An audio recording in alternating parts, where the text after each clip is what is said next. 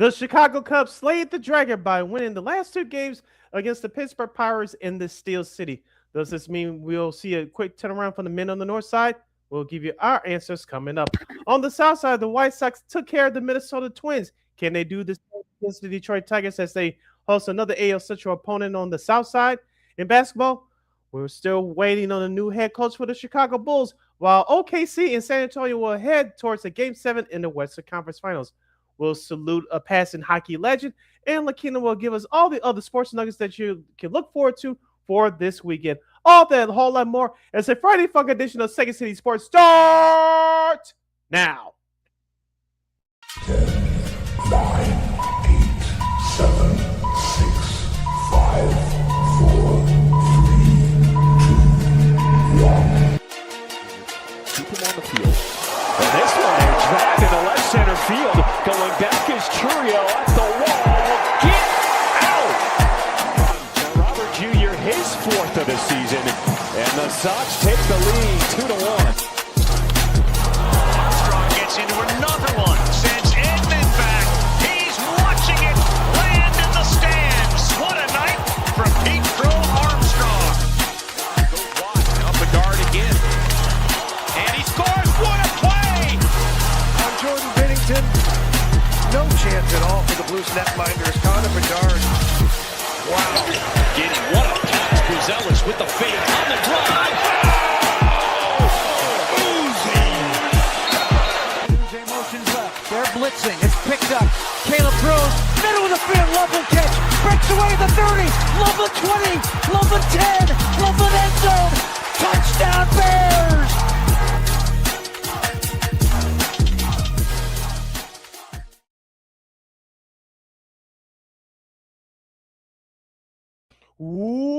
Welcome to another fun-filled Friday edition of Second City Sports, the last Friday show for the month of May. You're locked and loaded, and we're live in living color right here on Sports So Chicago, along with Miss LaKeena McGee, which is she, Sidney Brown here. You know it's me. You can follow yours truly on the Twitter, X, and the IG at SidKid80. Once again, it's SidKid80. That's SIDKID80. That's SIDKID80. You follow LaKeena McGee on the Twitter X using IG.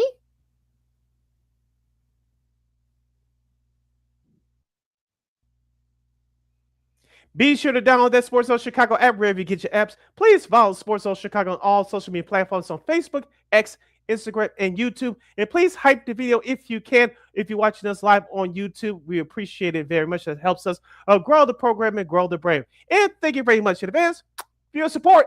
Like, share, subscribe, and tell your friends. We're unapologetically fun, and we have very definite opinions. If you have any definite opinion, do not 2 hours starve against we call a sports talk radio show. You got to hit us up at Sports Zone Chicago's Facebook page or at Sports Zone Chicago on YouTube. Type in those questions and comments in the comment section. LaKeena will get the up on the screen for you. But you decide to troll and or do something silly, dumb, or stupid, I'll give it LaKeena full powers to give you dumbos to Bill and boot. Toodles. But before we begin, shout out to our live gang. That's LIVE, live entertainment gang that's checking us out live in the living color right now at Sports Zone Chicago's Facebook and YouTube channels at 12:21 p.m. Central Standard Time. But as always, much love to the replay gang that's checking us out on the replay, also at Sports Zone Chicago's Facebook and YouTube channels. Don't you ever forget our motto where we talk sports, music, or entertainment. We will always provide. We'll invite you with some of the best here, of course, on Second City Sports. We got updates from Bears OTAs for Roland Garros, as a couple of upsets on the men's side could open the door for a legend. Speaking of legends, we'll remember a legendary NHL enforcer. Also, too, can the Hurricanes join the Knights in the Stanley Cup final? Well, we'll find out tonight as they have up Game 5 as Montreal will try to keep their hopes alive. And we have a Game 7 in the NBA Western Conference as expected. Is this a legacy game for SGA? And we got so much more stuff in between. But first, Sid, when we came here, a special Wednesday show a couple of days ago, the Cubs were in free fall. They had lost in a row, I should say. And people were freaking out. People were saying, blow the team up, blah, blah, blah. Well, it looks like maybe the Cubs are kind of starting to get back on track a little bit. They win their last two in Pittsburgh, splitting the series, including slaying the dragon of Paul Skeens, thanks to homers by Ian Happ, as well as Seiya Suzuki, who had a nice, had 3 RBIs yesterday, and a solid start from Colin Ray, also as well as Jameson Taillon with his best start on Thursday, with his best start, on Wednesday, I should say, with his best start in the last month or so. So it looks like the Cubs are starting to turn the corner a little bit. They're in St. Louis for their weekend series starting tonight. So probably, look, this is a Cubs team that we know the states the ebbs and flows and such. So hopefully, maybe this is a start with a good winning streak for the Cubs coming up. Yeah, as we said on Wednesday, right? All it takes is one inning, one pitch, one swing, one win, and then it'll start rolling again. Well, it happened the last 2 nights in Pittsburgh. Shout out to Ian Happ, 7 RBIs in his last 2 games, including 5 RBIs in a home run in the win on Wednesday to break the losing streak. He added 2 more RBI in last night's contest. Also, too, Dansby Swanson. No, he didn't. He went hitless last night, 0 for 3, but he went 2 for 4 the night before. And check out the Athletics. Sahada Sharma, he's the Cubs beat writer there. He wrote an interesting article about Dansby Swanson, why he's starting to turn things around. We'll leave it at that. But he had a good game on Wednesday too. Pete Crow Armstrong, he's starting to bringing it on the field with the glove and with the bat as well. And also, too, Seiya Suzuki has had a good showing with the bat over these last 2 games as well. So, like we said, LaKeena, it takes the little things to get going, to build momentum. You start come through at the plate, and like you said, they slayed the Dragon Paul Skeens last night, despite him striking them out 10 times. The Cubs stuck with it, stuck with the plan, came out on top in the last 2 wins in the Steel City. Yeah, what was that? It was the bullpen for the Cubs. I know Tyler had not a great start, but it's not as bad as it's been the last month or so. It's really the bullpen that kind of helped shut that down on Wednesday. But yeah, the Cubs are starting to kind of turn the corner a little bit. Hopefully, they're 30-26. They're now in second place in the NL Central. Hey, look, that's just how that division is this year. Sorry about that, folks. You can't do nothing about that. But yeah, they've got St. Louis tonight. They've been pretty streaky themselves too. They've kind of been up and down. And Shota, he didn't have a good start earlier this week, so hopefully he can get it back going against Andre Palante, who's actually been pretty solid for the Cardinals this year at 5-4. Then you've got tomorrow, which will be the Fox game of the week. Here, just a heads up, against Kyle Leahy, another solid pitcher. So that should be a good matchup for the Cubs. Also, Jordan Wicks against Matthew Laborator as to wrap up that series. So it's a couple of tough pitching matchups for the Cubs, but since the bats are starting to get going, we know that the Cardinals, they've got some young bats as well. I think if you can win, if you're the Cubs, if you win 2 out of 3 in St. Louis, at the new Busch Stadium, as I call it. Then, of course, you've got the A's. They kind of been under free for all. Then you have San Francisco. Next weekend. Then you got Colorado and San Francisco. So you got to go back out west, and you play Colorado as well. So the stretch for the Cubs, I'm not going to say the St. Louis is going to be an easy series. It never is between those two, your rivals, but. Look, they've got some series coming up where they can stack up wins, get back on track, and hopefully, take control of that Central, or at least stay with this rankings with Milwaukee. You're listening to Second City Sports on Chicago City. LaKeena here with you, talking about the Chicago Cubs, second place in the NL Central, breaking their 10-game losing streak a couple of days ago by winning the last 2 games in the Steel City against the division rival Pittsburgh Pirates. You talk about the series coming up starting tonight at St. Louis, LaKeena. We said this about almost a month ago now when the Cincinnati Reds had that hot start to the season. They had the big 4-game series on the north side. What did we say at the time? If you want to send a message, you beat the Cincinnati Reds. And 3 out of those 4 wins they did with their last step back. But they sent Cincinnati a message. I know they kind of recovered here a little bit. They're still above 500. We said at the time, if you want to send a message to the rest of the Central, beat them head-to-head. They did that against Cincinnati. St. Louis, they cooled off a little bit, but they had a nice start to the season. Almost not quite like Cincinnati, but they were one of the surprise teams in baseball coming out of the month of April. You want to send them another message to the rest of the NL Central, as you mentioned.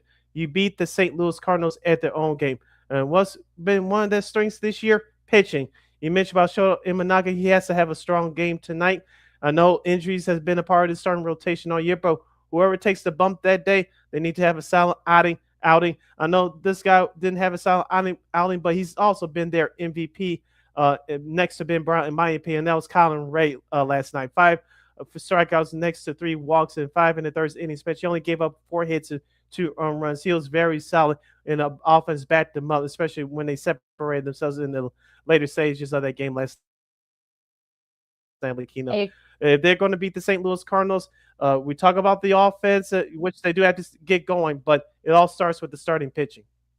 And you're catching St. Louis at a good time, too, because they got swept by the Brewers in the last few days. So maybe you can perhaps get, like I said, get 2 out of 3 there, see if we can kind of get it going here with the scheduling and such. So it's going to be very interesting for the Cubs and see if they can take advantage of that once, don't go too far ahead. Take it one series at a time and just, you win these series. I think that's going to be the key to catch up in that NL Central. Now, real quick before we take a break, we'll continue the White Sox that are coming up after the break. But the White Sox took care of business. They won 3 out of 4 against Minnesota. They've now won 9 of the last 11 against Minnesota.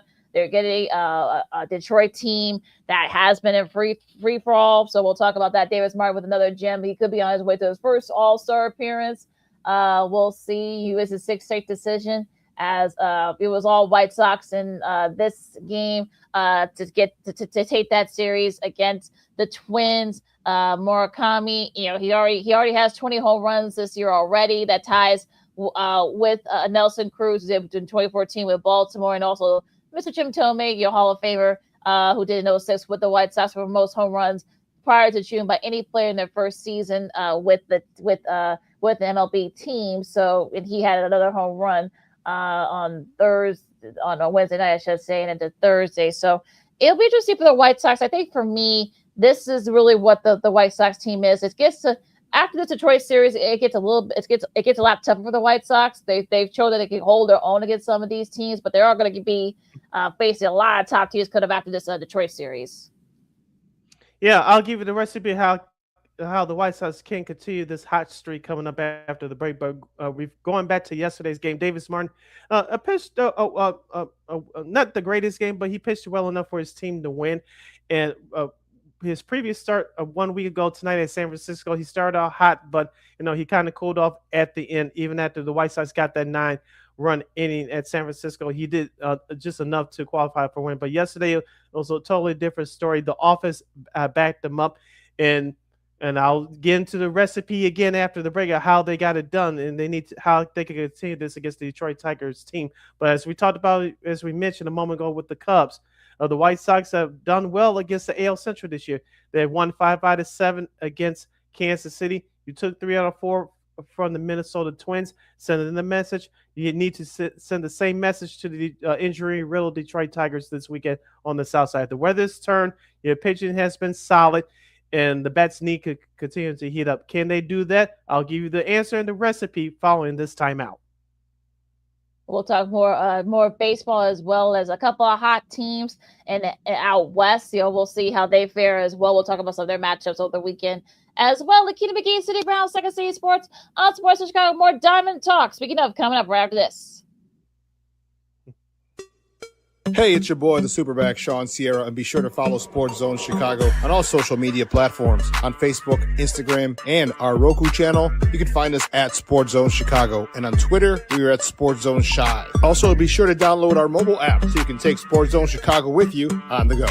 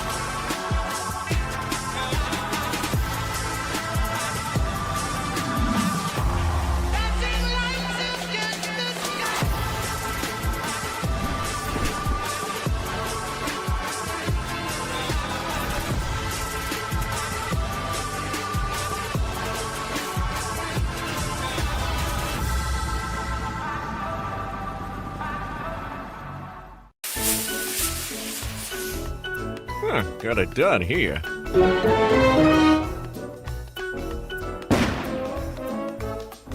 Ouch. And we're gonna make sure you lit this time. Ouch.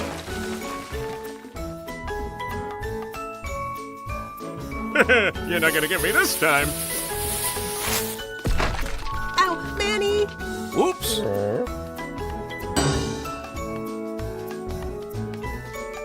Let's try an easy one.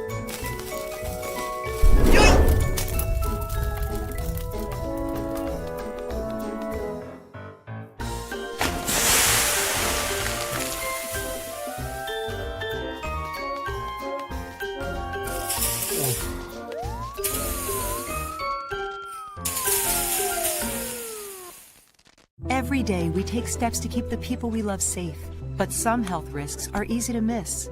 Ticks hiding in the yard can spread germs, like the ones that cause Lyme disease. Mice searching for food can spread bacteria that makes us sick. Mosquitoes lay eggs in standing water and can spread West Nile virus and more. Cockroaches are drawn to water in the home, leaving behind allergens that can trigger asthma attacks. Common pests can threaten our health. Learn how to protect your family at pestworld.org. Hey, this is Corey McGetty, and I listen to Sean and Maya on the morning show.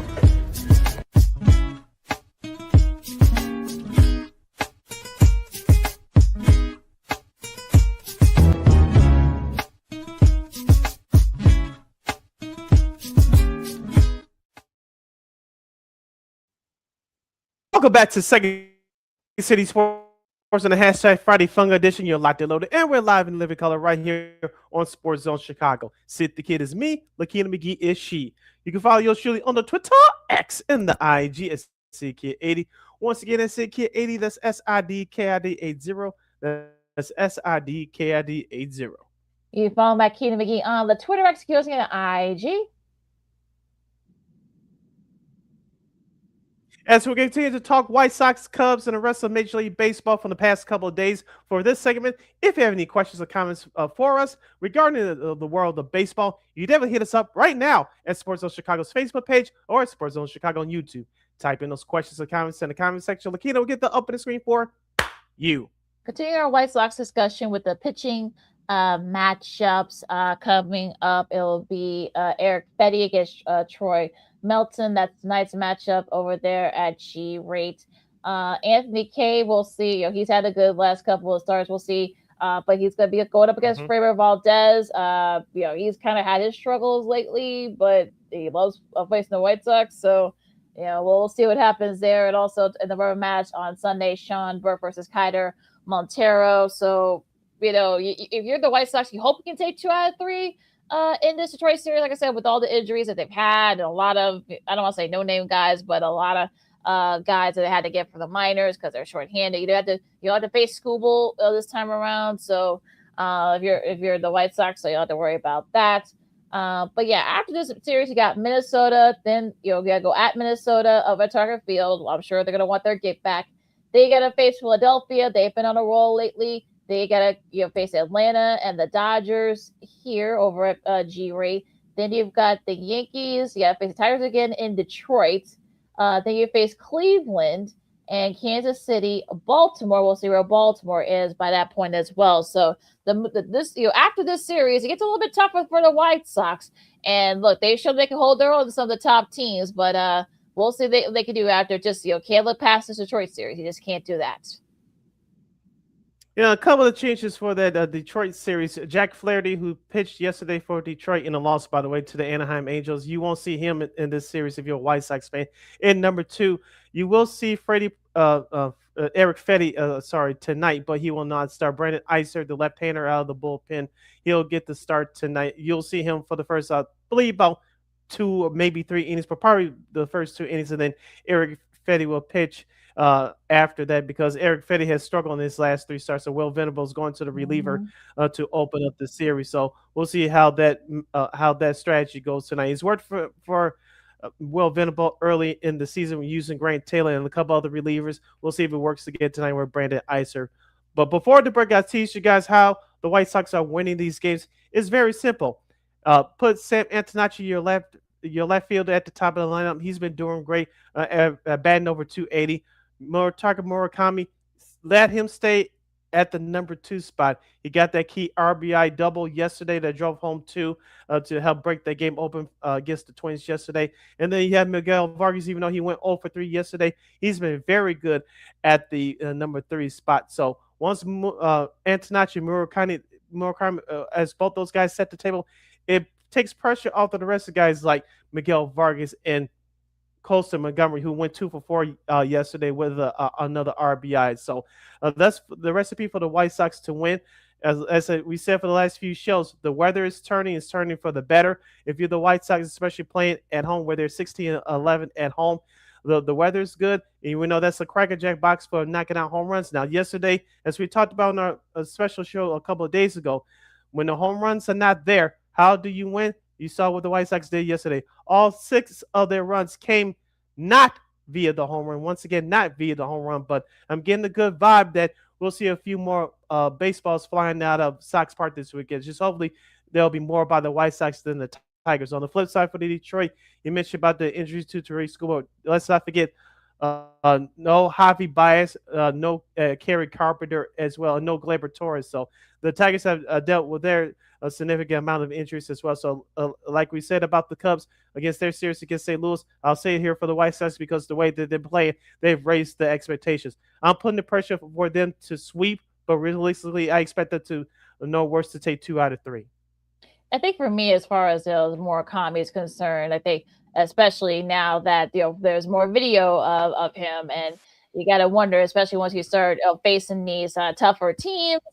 I mean, it'll be interesting to see how these teams respond. Do they pitch to him? Do they walk him?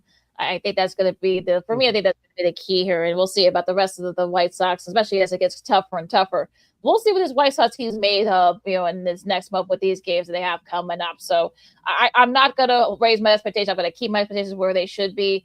Just keep doing what you're doing. And look, hopefully maybe you might be contenders during the trade by the time the trade deadline comes around. But a lot can happen between now and then. So I'm going to keep my expectations level, in my sense, just because, again, I know White Sox fans want to say playoffs or whatever. Look, they would have that second wild card spot right now if the season were to end the day, but it doesn't. So for me, I think it's just you just got to see if hope that maybe they can keep this momentum going and see what happens here. This is Second State Sports on Sports. We've got LaKeena, McGee, Sidney Brown with you as we'll talk the rest of the MLB. We'll stay in the American League. Going to the East. The Yankees have won 4 in a row. They swept the Royals. They're starting to get it going there among their pitching. Their pitching's been real good. Garrett Cole had a nice showing, but he said that he's not. Look, this is his first start back. So the second start back, I should say, from his injury. So he did fan 10. Of course, is their 14th straight win over the Royals for their 14th straight. So it'll be interesting to see if maybe, I know Aaron Judge had another home run a couple of days ago. We talked about that. But yeah, I think the Yankees are starting to get it going, it looks like. Yeah, so we talked about last week on one of our shows. Excuse me. I know Carlos Rodon's been back in the rotation for almost a month now. Garrett Cole, as you mentioned, he's been back. He came back last week on Memorial Day. After his second start, he looked a whole lot better. You can look a whole lot better against Kansas City, who's been struggling offensively, but it is what it is. You had to go out there and do your job. But as we said, as long as the Yankees don't have any major injuries, i.e., Aaron Judge and some of the other guys, you expect this team to take off. They're a very good team. The bullpen's starting to turn it around a little bit. The starting pitcher is taking pressure off of this, so the bullpen don't have to be taxed. And Paul Goldschmidt, the veteran first baseman, he got a couple of key hits in that series. Ben Rice, who's their normal first baseman, he's a star on the rise as well. So the Yankees are trying to put it together right now. In Tampa Bay, and we respect them on this show, but if Tampa Bay keeps playing the way they're playing, the Yankees are charging. It's going to be a hell of a race for the AL East crown. Yeah, they got swept by the Orioles. So, that's you're catching them at the right time if you're the Yankees. So we'll see if the Yankees, so they're only a game and a half back. So we'll see what happens there. Now in the Central, the Guardians, they saved themselves from a sweep against the Nationals on Wednesday. I think Cleveland. I know I know Stephen Kwan is out because he's on a bereavement list, but it looks like maybe Gavin Williams had a nice showing in that. They really needed that start because they were on the verge of getting swept by the Nationals, but they definitely saved. He definitely saved them, and that's the series saved them from getting swept. So I still think the Guardians are the class in that division. They've got the pitch, they've got the hit. They just gotta get going through a tough spot. So yeah, I think the Guardians are the team in beat, but we'll see. Yeah, the Cleveland's bullpen is very underrated, but very good at the same time. You mentioned offensively, Steve Kwan being out, that's definitely that definitely hurts. But also, you have veteran Jose Ramirez. Don't forget about rookie right fielder Chase DeLauder. I know he's cooled off a little bit, but he's still going to be a top candidate for rookie of the year next to Chicago's Munetaka Murakami. So Cleveland can still swing the bat with the best of them, but all starts with their pitching. Exactly. So yeah, we'll see. Definitely see if the Guardians can get back on track there now. As far as the AL West is concerned, well, the Mariners, they swept the A's, so now they're at the top right now. Look. I mean, their pitching's been really good. I know Julio Rodriguez had a 3-run home run, as well as Rep Snyder. To cap off that sweep, and their pitchers were very solid, and the hitters were pretty good as well. And they've been slow. We saw that against the last series against the White Sox, where they won 2 out of 3. So I think Seattle, I don't think no one's going to run away with this division. Now Houston, just to talk about Houston real quick. They did win 3 out of 4. 3 out of 4, I should say, against Texas. But check out these stats for their ace pitcher Spencer Urquidy. He's the only MLB pitcher to enter June, and this is when ERA became a stat back in 1913 in both leagues. He's 7-1. He has 7+ wins. He has a 1.50 ERA. It's at 1.38 right now, and he's allowed fewer than 30 hits. So he's probably early in the clubhouse for the AL Cy Young right now. Yeah, hopefully Davis Martin should be up there too, but I digress from that. But I think it was Nathaniel Lowe last night. I don't know who that batter for the Rangers was, but did you check out Cam Smith? No, not CHS's Cam Smith, friend of the show, but Cam Smith, right outfielder for Houston. Home run robbery. Yeah, home run robbery last night. That was a hell of a catch in left field early in the early stages of the game last night for Houston, as you mentioned, to take 3 out of 4 there. So, am I a believer in Houston? No, they're in a hot streak right now. I know they have a bunch of injuries too, especially to their starting rotation. I know Jose Altuve is their veteran is out.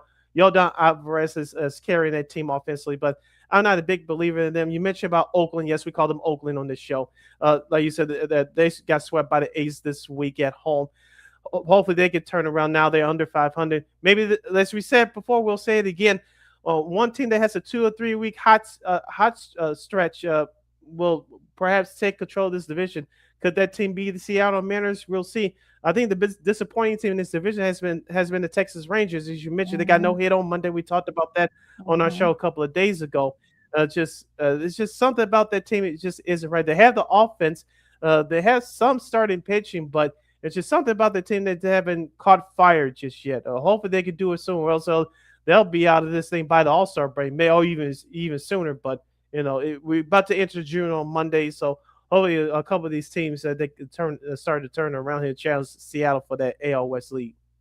Yeah, it's gonna be interesting to see in this next month. Will there be some separation with a couple of these teams in the West? Because remember, Houston, despite their injuries, they're still only 2.5 back, and so is Texas. So where this gap between now and that division. So we'll see what happens there. Now going to the National League here, we'll start with Philadelphia.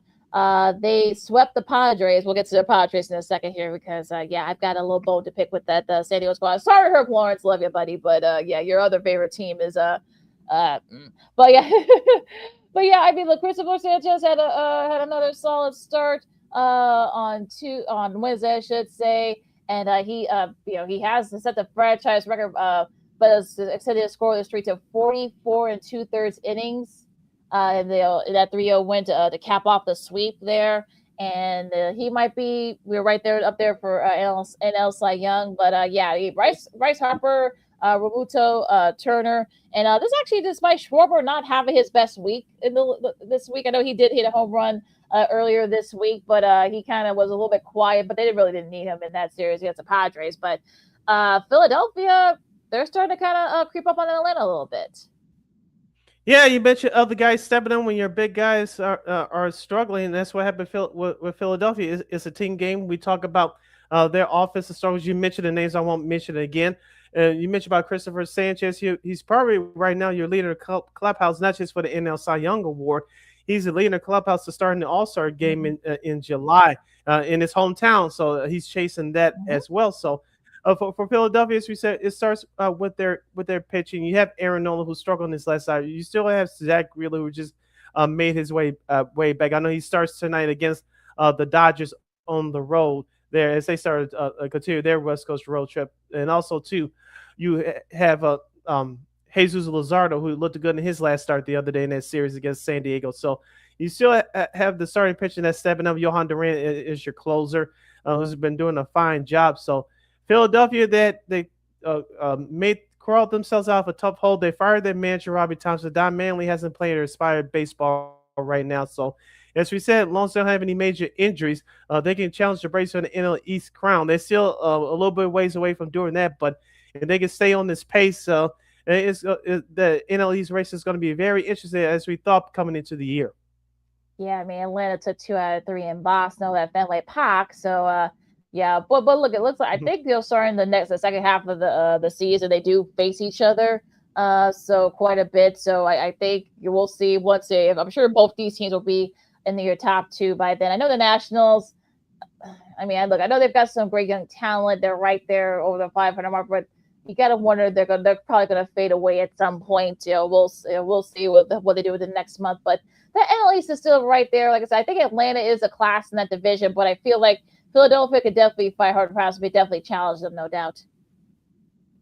Yeah, Atlanta's playing is the best team in baseball, in my opinion, right now. With that starting rotation, you have Chris Sale, who pitched well yesterday, 8 strikeouts to 3 walks in 5 innings pitched against one of his former teams. He gave us 6 hits, but it didn't matter. The Braves were crushing the ball. My guy, Ozzie Oblees, hit a 2-run home run yesterday to kind of put that thing away. Ronald Acuna Jr., who injured his finger about a week or so ago, he's back. He went 1 for 3 yesterday with 4 RBI. You still have Drake Baldwin, the rookie of the year, playing catcher. You still have Austin Riley. You still have Olsen, kid at first base, Matt Olsen, I should say, knocking the ball out of the ballpark. So Atlanta has a dangerous lineup. It's just hopefully their starting pitching can catch it, which has been good so far. But hopefully they could tighten that up. I know Spencer Strider's been back. I know he's been suffering through injuries and whatnot over the last calendar year or so. And also, too, Bryce Elder has been stepping up a little bit, too. So hopefully the Braves can get healthy in that starting rotation, stay healthy, because their offensive lineup is very dangerous. Yes, they do. So it's going to be very interesting to see what the Braves can do, and maybe they could put a little bit of the cushion on that one. But we'll have to wait and see. Now, as far as NL Central, we talked about it earlier with the Brewers, sweeping the Cardinals. Nothing weird happened. Well, the only real thing that happened in the rubber match of that game is that the Brewers were actually hitless through 7, and they came back and won that game against St. Louis 2-1 a couple of days ago. But yeah, nothing weird happened. The Uribe, we talked about it, and there was nothing weird happened. The Cardinals didn't get their revenge or whatever, but there were no antics. And I know Pat Murphy gave Uribe a little the what for. We know he doesn't play that type of stuff, so yeah. But look, I mean, the Brewers, right. The Brewers are care of business, and so that's all she wrote there.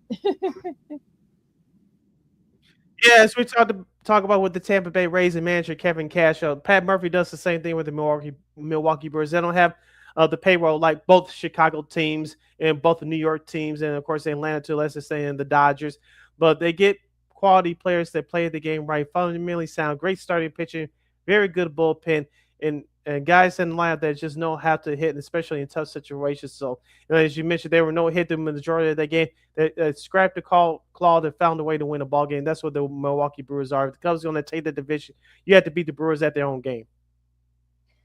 We'll see if they can do that now. Going to the NL West, the Dodgers, they swept the Rockies, took care of business there. Although Kike Hernandez, unfortunately, I think he pulled a hamstring. He just got back from the IL. Now he's good. Now he's probably going to be back on with that hamstring injury, so he can't catch a break. Shohei actually had a no hitter going up into to 7 2/3, I should say, of course, but they did hang on to beat the Rockies. So that's all you can ask for with that one.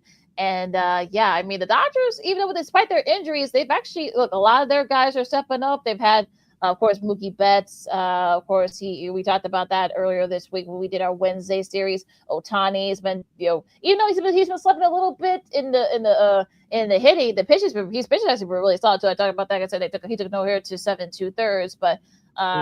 I mean, the Freddie Freeman, of course, we know he does what he does. So they're getting a lot of unsung heroes, also the usual suspects at the Dodgers. Yeah, like we mentioned, the Dodgers have all that talent is mixed with youth, with veteran leadership. Andy Pye has. I know some people say he should be the starting center fielder in the All-Star game. I wouldn't debate that right now because he's having a good year, not only with the glove, but at the plate as well. And the Dodgers going through some injuries with their bullpen as well. We talked about Edwin Diaz. He'll be out until after the All-Star break. I think manager Dave Roberts is going to go bullpen by committee. Tanner Scott, who struggled last year, I think he'll be a quote-unquote primary closer. We'll see what happens. He may Dave Roberts may go game-to-game situation by that. But as you mentioned, the offense is starting to come around despite Ohtani getting hit in the hand in that series against the Rockies.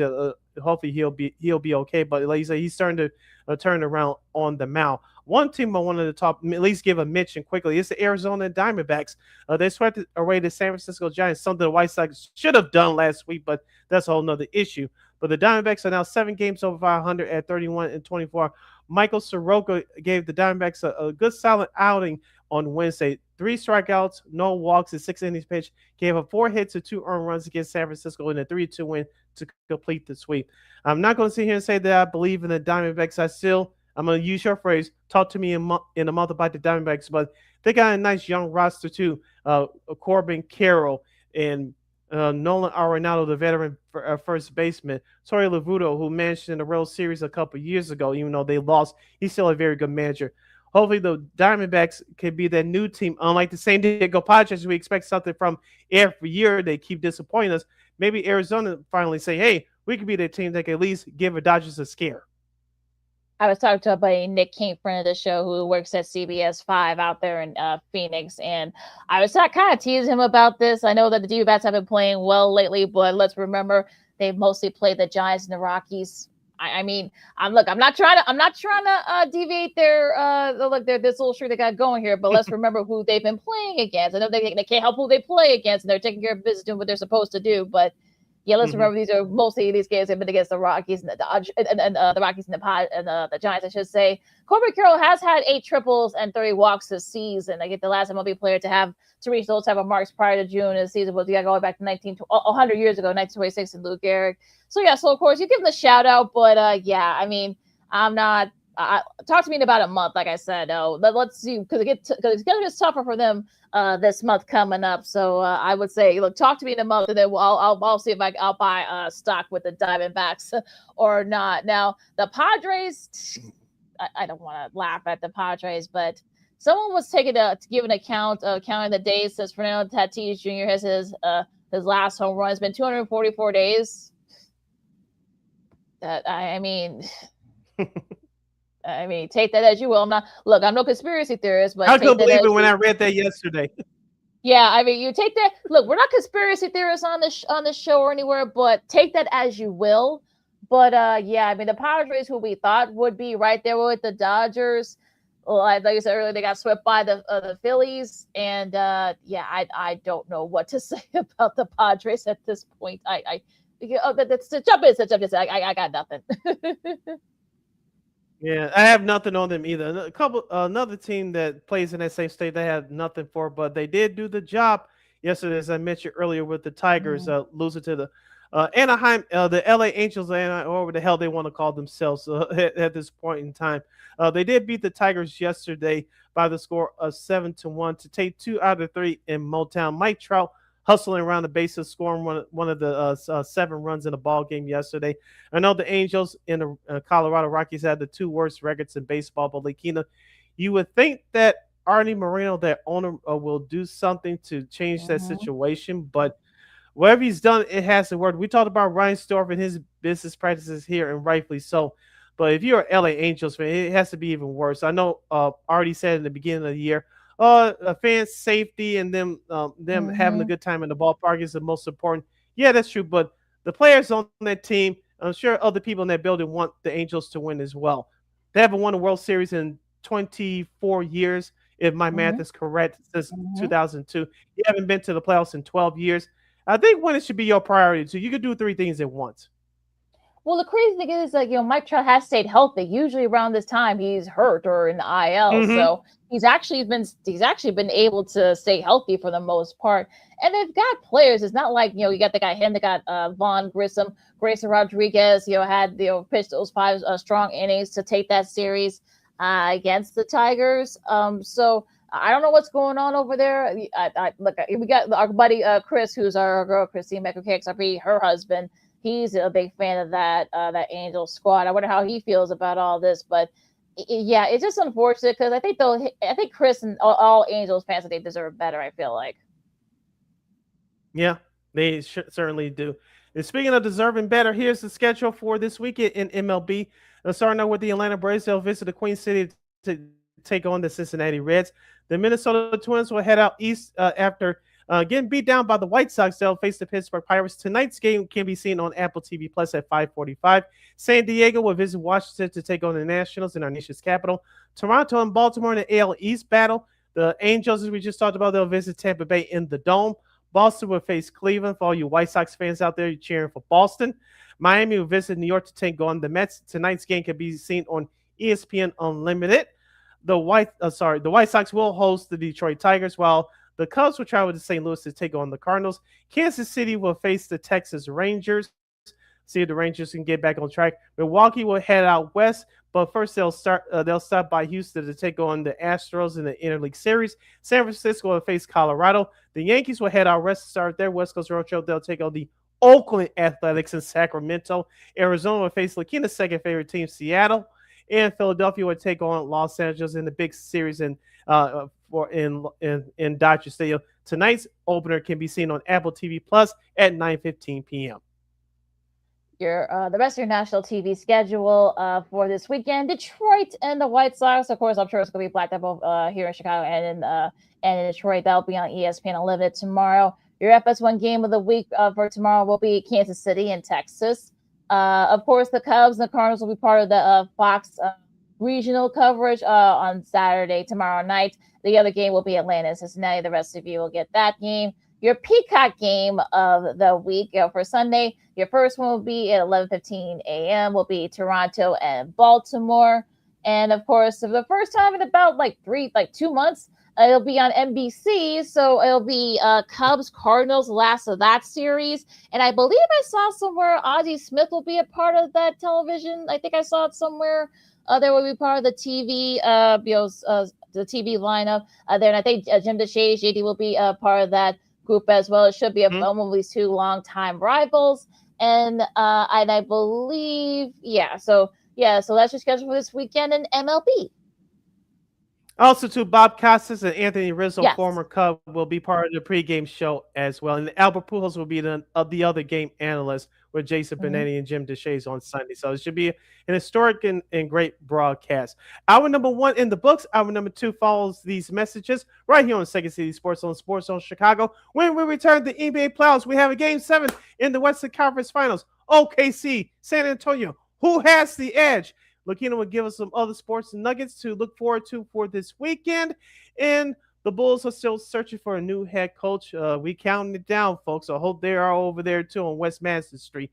And one player is rising above the depth charts at Bears OTAs. That and a whole lot more. I'm Sid. That's LaKeena. You listen to Sports Zone Chicago.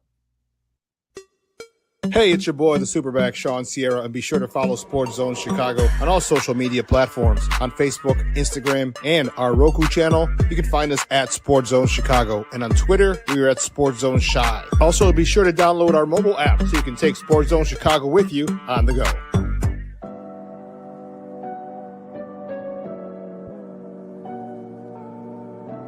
How do you take care of your mind health? For my mental health, I meditate in the mornings. I have my dogs. They're the best. I just find ways that help me just relax. Finding things that make me happy, like being close to my family. I meditate a lot and read books. I have hobbies outside of the game. I'm able to switch off. I'm able to turn my brain off from the game of basketball. Your mind health matters. Your mind health matters.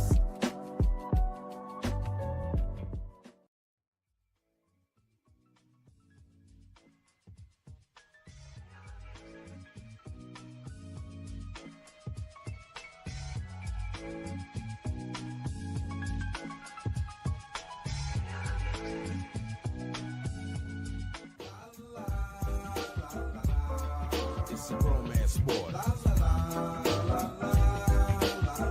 What? It's a romance sport like that. Your Marine Corps' way of life is to defend the American way of life.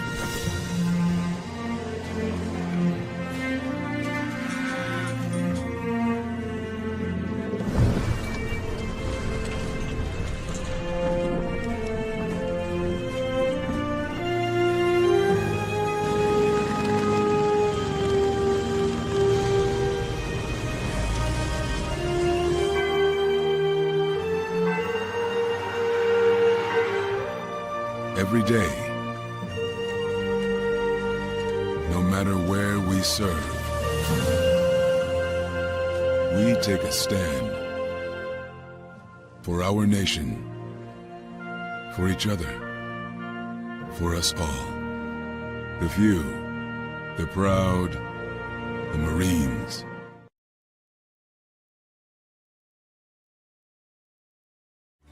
Every body in a work zone is someone's somebody. This is my mom. She works for KDOT. This is my dad. This is my mom. This is my daddy. This is my sister. This is my daddy. This is my son, Scott. He was killed while working in a highway work zone. When you drive through a work zone, drive like a life depends on it. Because it does.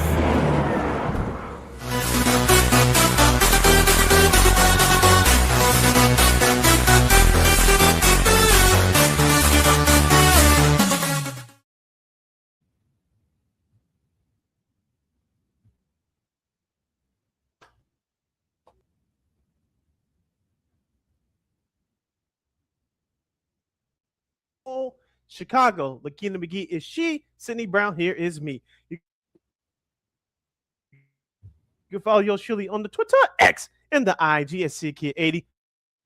Once again, it's SidKid80. That's SIDKID80. You can follow LaKeena McGee on the Twitter, X, and the IG.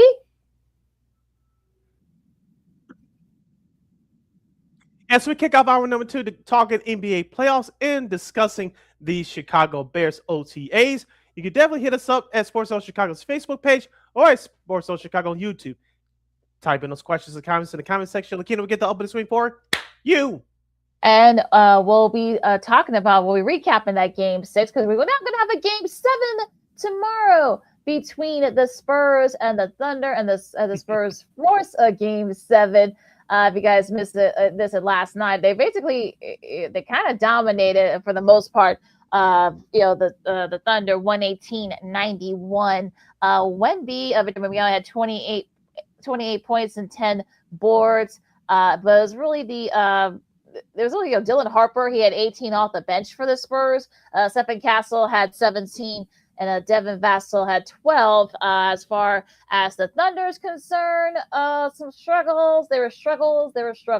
15 points, only 50 points for SGA, 13 points for Jared McCain, and Casey Wallace had 11 points as as well. And it looks like that defense for the Spurs. I mean, they were just suffocating SGA and that group of the Thunder. Remember, the Thunder's playing shorthanded as well. They've had a couple of injuries, a couple of key guys. So, like, that's starting to kind of come back to bite them too. And to their credit, though, the Spurs, look, they did what they had to do. Kind of like those old Spurs teams from back in the day with Duncan and Parker and Ginobili. Ginobili was actually, I thought Ginobili at the game. He goes to a lot of games out there, but since he retired. But yeah, so the Spurs deservedly won that game, and now we got to Game 7 to preview coming up here, Sid.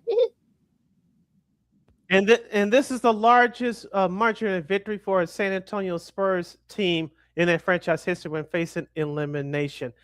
Last night, LaKeena, here's the thing about San Antonio. We talked about this on Wednesday. They needed to come out with more intensity, more inspiration, more desperation. They did that last night. I don't know what Victor Wembanyama was wearing, but that's neither here or there. But you tell in the huddle, he was showing his leadership to the rest of his teammates. They followed him, and he backed it up with his play. 4 3-point shots made in the first quarter. He had 20 points and 8 rebounds total in Game 5 the other night. He had 28 and 8 in the first half. They didn't need him in the second half because his teammates picked up the slack, of course. And, of course, the 42-13 outburst in the third quarter, which made the Spurs put that game away. But, LaKeena, here's the thing about OKC, and that's why I didn't pick them to win a title this year. You mentioned one of the points.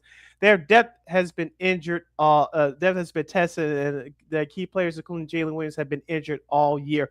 And no time is a good time for your key role players to get injured, especially during this time later on in the series as the season goes along. But like you said, they felt it last night. Now, it was a tight first half, and OKC got back into the game a little bit. I know Vince Carter pointed it out at halftime on the broadcast, but San Antonio regathered themselves after recess and used their 42-13 run to basically put the game away. But as you mentioned, the role players for the San Antonio Spurs that we talked about on Wednesday, they stepped up big time. OKC's did not. Lou Dort, who's one of the best young two-way players in the game, only 5 points last night. He's not going to get it done. Chet Holmgren, 10 points, 11 rebounds. It looks nice on the stat sheet, but he needs to do more, and you didn't see that from him last night. Isaiah Hartenstein, 10 points, 5 rebounds. Yeah, I know he had an early dunk to start the game, but you didn't see much from him offensively throughout the rest of the contest. We talked about it before in this series, and we talked about it a couple of days ago on our last show.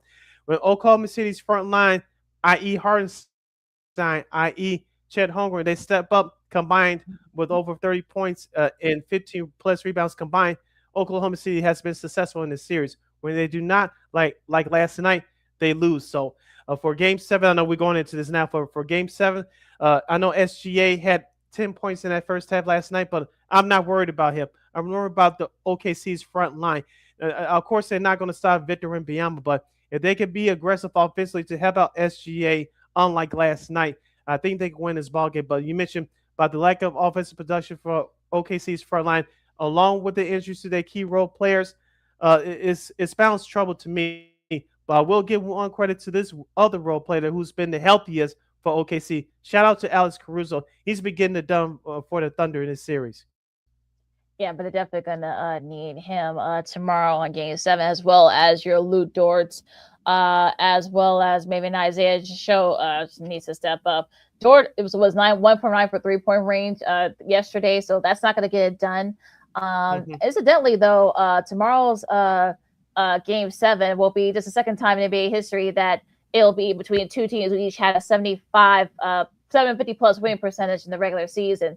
That other came from 1981 Eastern Conference Finals when the Celtics beat the Sixers. Remember, the Celtics came back from 3-1 down to win that series and ultimately won the championship there as well.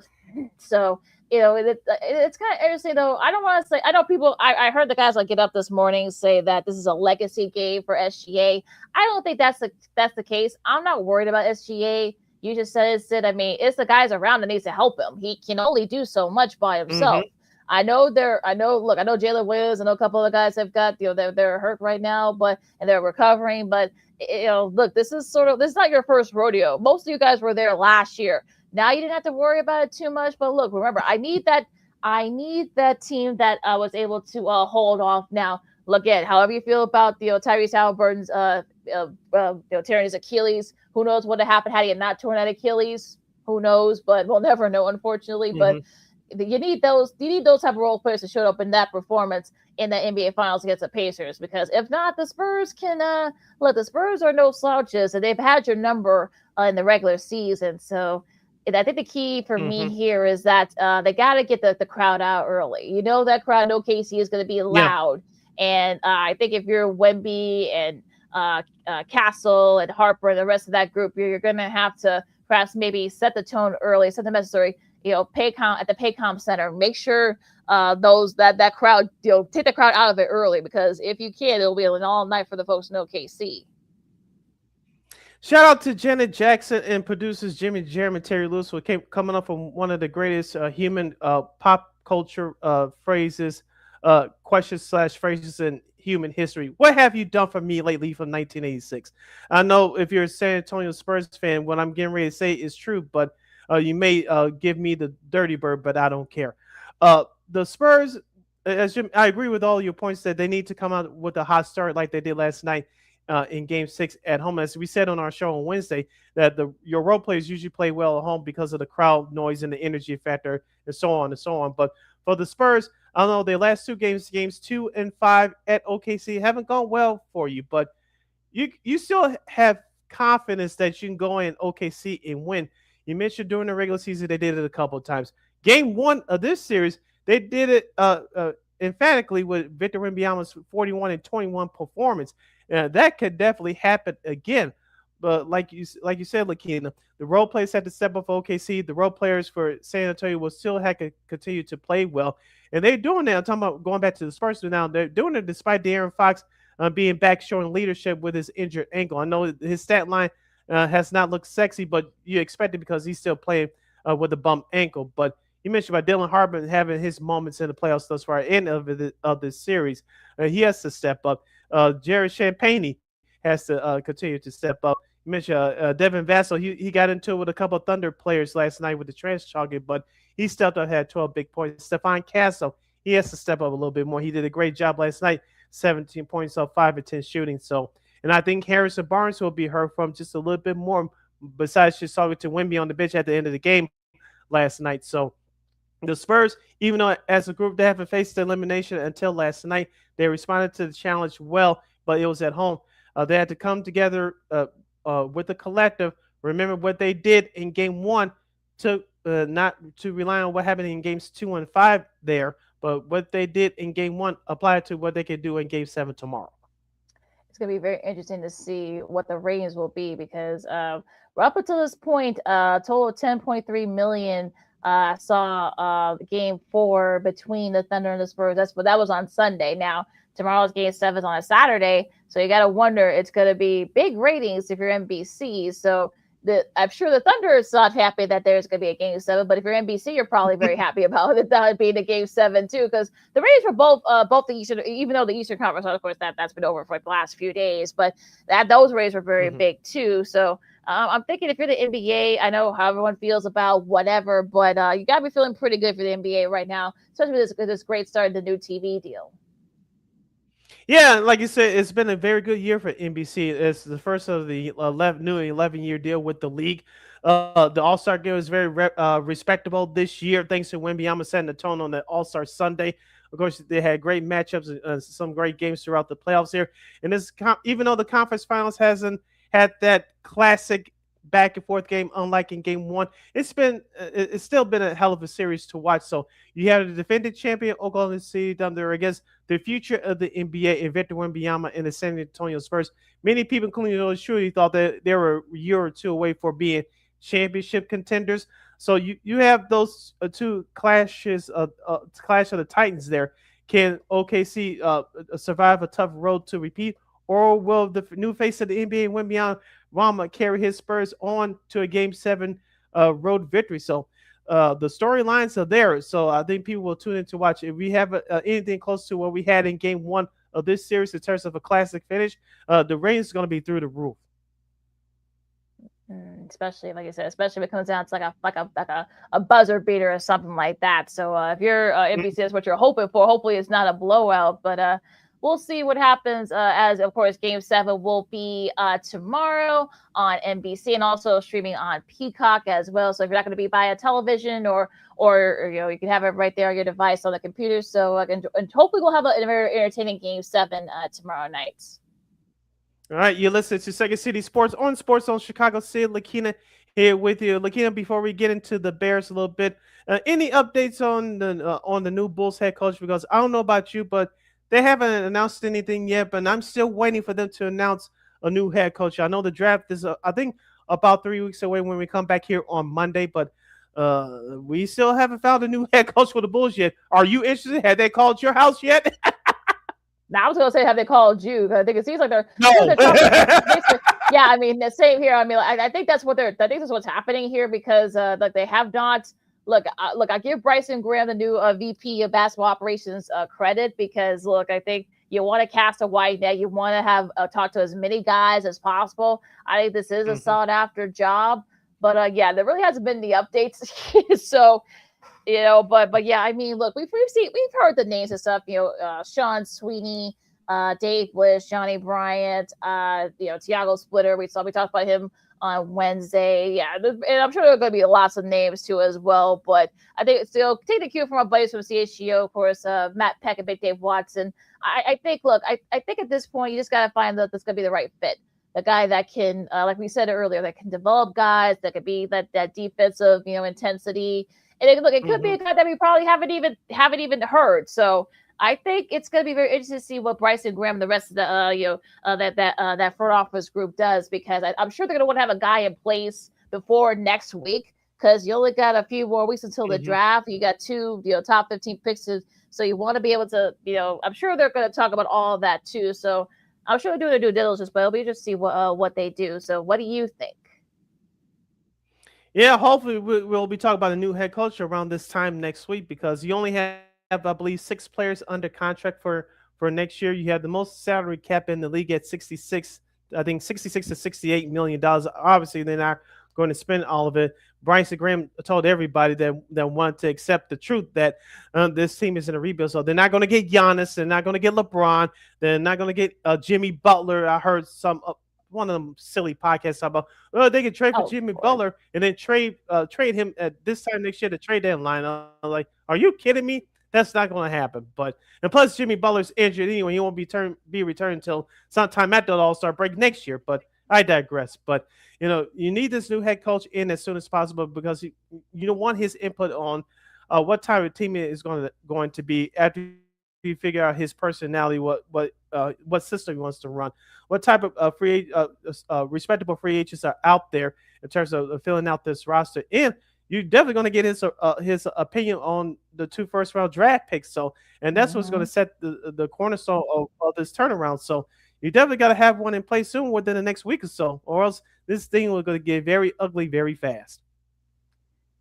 Now, I know there have also been rumors that perhaps maybe the Bulls have called Washington and perhaps trading up to get that number 1 pick. I mean, look, it doesn't wrong with calling, but like you got 2 first rounds in the top 15. I mean, I think you'll be fine. There's a lot of depth in this draft, and look, I wouldn't do it. I mean, if you want to call and see, I don't think the Wizards are going to move from that number 1 spot. I mean, that they worked their butts off to get to that point, but.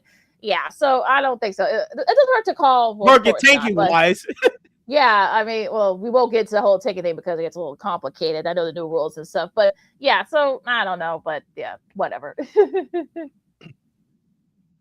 Yeah, I know Utah has the number 2 pick. I know most of their fans, including DJ DeBansa from BYU, wants to be selected by Utah. Will that happen? We'll see what the Washington Wizards do. If they don't pay DeBansa, it's a safe bet that DeBansa will go to number 2 to the Utah Jazz. And, of course, the Bulls had the number 4 pick. We talked about Caleb Wilson, Keaton Wagler from the University of Illinois, and Cam Boozer. I don't know if he's going to fall that far, but that situation may occur for Chicago. We'll see what happens. Like we said, once we get closer, we'll do a deeper dive into who can the Bulls actually select with that number 4 pick. But the Bulls have options here with both those first round picks. So it's going to be interesting to see whoever this new head coach is, where his head's at. in terms of what he wants in a player and what Bryson Graham wants in the player with that number 4 pick. I think that second first round pick, I believe it's at number 13 or 15, whatever it is. I think it's going to be more of a key than that number 4 pick. I'm not going to say that number 4 selection will be easy, air quotes, but I think that second first round pick is really going to set the tone. They'll have a lot of options too on both fronts. So we'll keep you guys updated as yeah. So like I said, they probably have a coach in place. I know the NBA finals is until Wednesday. I don't think they're gonna find a coach then. So maybe by this time next week, maybe they will have a new head coach. We'll have to wait and see, but we'll keep you guys updated on that. As you listen to Second City Sports on Sports Chicago, LaKeena McGee, stay around with you. Now we got about like 10 minutes left, give or take. So let's talk a little football and then to the gridiron. Of course, the Bears OTAs are in full swing all over the league. And the good news on the Bears side, Jalen Johnson and Kyler Gordon are there. So for folks who are pitching a fit about it, they're there. Don't worry. But Ben Johnson, the head coach Ben Johnson, said that he said he would buy some stock in Luther Burden III. He's had a good OTAs. I know he and Caleb Williams have been working out together a lot so far this offseason. I mean, he had a solid showing this past season, so it's going to be interesting to see if he can make inroads and whatnot. So yeah, I mean, I think if you're the Bears, look, this is sort of one of those things. You got a full OTAs, you got all your rookies there. You still got to sign them, but they're all there. And it'll be just to see what the Bears do, and to see we'll see how Caleb does, as now more pressure is going to be on this team to do well this upcoming season. We talked about it early in the offseason, especially after the trade of DJ Moore to Buffalo, and with the draft picks, and we talked about it back in April during the draft. The offense is still going to be expected to do more because Caleb Williams, we saw growth from him last year, from the first half of the year through the second half of last year, the regular season. We saw the good and the bad from Caleb in both those playoff games against Green Bay and the Los Angeles Rams. With Luther Burden, we said this midway through last year that he was that specialty guy. Of course, when DJ Moore was on the team, with Rome Duzin was healthy. But, Luther's role increased as the season wore on. He had a couple of big catches during that playoff run, and especially in the latter stages of the regular season. Now he's going to be their quote-unquote number 2 guy. A lot is going to be expected from him in year number 2. You still have Rome on the other side as your number 1. Hopefully he can stay healthy. I know he made that big fourth down and 8th catch last year in that comeback victory against the Packers in the playoffs, but he was injured the last half of the year with that foot injury. So if he can stay healthy, it's going to set up the table for Luther to stretch the field, as I talked about last year during the draft. That's going to stretch the field for this Bears offense just a little bit more. You still have both tight ends and Cole Kmet and Colston Loveland, who quote-unquote became their number 2 wide receiver down the stretch last year in the playoffs and in the regular season.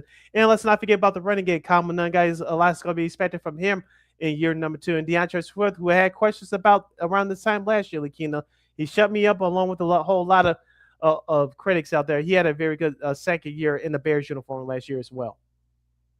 Yeah, he really did. And look, you got these new guys. Of course, we'll be interested to see how Kobe Bryant looks, the safety, of course, from Seattle, the reigning champ Seattle. We'll see how he looks in the new defense. And look, there's a lot of stuff there with this defense. So I'm looking forward to seeing what they're gonna do here, because I feel like this is gonna be one of those things where if they're gonna be the hunted now. They're no longer the hunt. They're now the hunted, not the hunter. So a lot of teams are not gonna be taking them lightly. So we'll see how the Bears respond to now being kind of like I don't want to say the favorite, but they're kind of, no one's going to take them lightly. So I'm kind of in show me mode with this Bears squad and see, because they got a tough schedule coming up this season. So that's going to be interesting to see what happens. But yeah, I mean, like I said, I'm in show me mode as far as the Bears are concerned with this. Yeah, and Ben Johnson alluded to that early in the offseason when the free agency started, that this is going to be a different team with a lot of guys they lost last year. It's going to be a whole new identity. And the way that the Bears won their games last year, 7 out of those 11 regular season wins were last minute wins, and were trailing with under 2 minutes left to go. You're not going to bank on that again, especially with a new group, because if you do, you're going to find yourselves back in the cellar again. And the Bears are moving forward. So if you expect that same winning formula, as we talked about last year, to continue on this year with a different group. You're kidding yourselves. The other concern that I have, I know we're going to talk about this more once they start training camp, is the cohesion in the gelling of the new offensive line. Don't forget you have Garrett Bradbury, who you trade for from New England in the offseason after the surprise retirement of Drew Dahlman. As of right now, he's your new center. Of course, you have Braxton Jones, who you brought back. You have Logan Jones with that with one of those draft picks that you selected. Let's not forget Darnell Wright. He's a free agent after this upcoming year. If he has a good year like he did last year, if he stays healthy, he's going to have a little, as Bart Scott would say, he's going to have a lot of cheese on that taco with that new contract after this upcoming season. Mm-hmm. Yeah, so it's going to be very interesting to see what happens with that. Like I said, we'll have plenty of time to talk about that too. We got between now and when training camp officially starts. Now, a couple of signings here. Pro Bowl safety Derwin James agreed to a massive extension to make him one of the highest paid safeties in the league.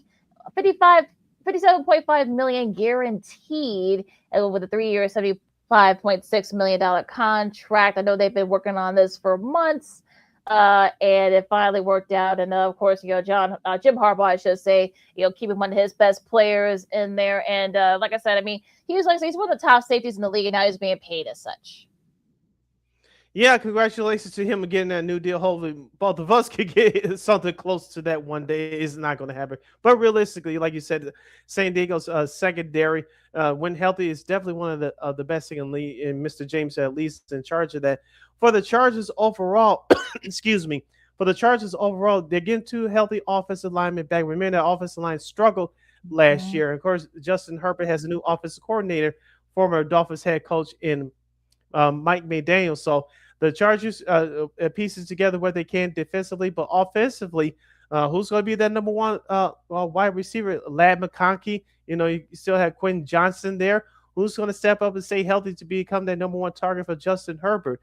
And it's going to be a big year for Jim Harbaugh, because here's the thing. They have not won a playoff game since he's been head coach. Yes, you can blame it on the injuries on both sides of the ball last year, but if everybody comes back healthy, I think you had to expect some big things for the Chargers. Let's not forget the AFC West is down.